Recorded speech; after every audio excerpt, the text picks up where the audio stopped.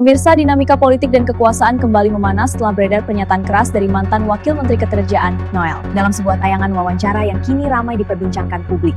Pak Purbaya akan dinoelkan karena mengganggu pesta para anjing liar.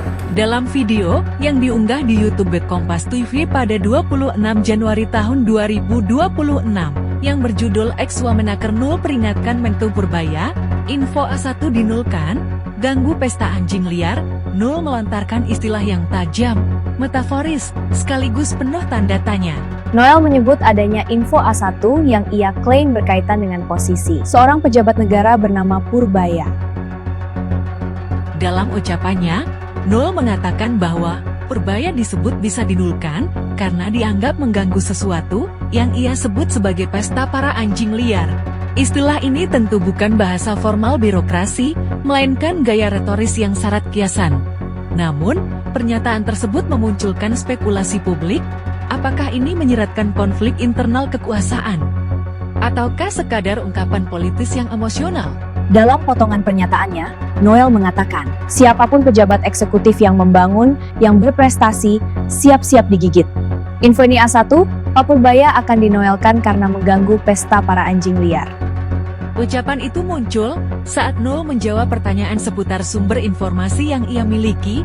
Ia menegaskan informasi tersebut ia anggap valid, namun tidak menjelaskan detail siapa pihak yang dimaksud, struktur apa yang terlibat, atau konteks kebijakan apa yang sebenarnya disenggung.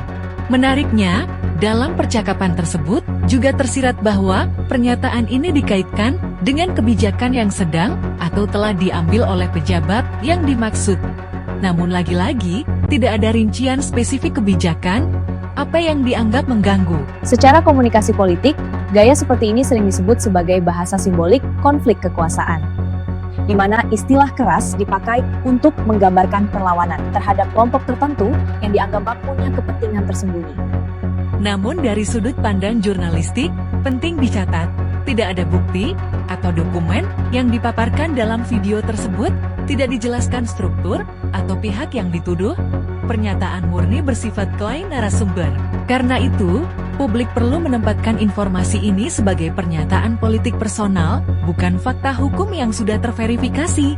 Meski begitu, satu pesan yang ingin ditekankan Nul, tampak jelas, ia menggambarkan adanya risiko politik bagi pejabat yang menurutnya sedang membenahi republik atau membuat perubahan.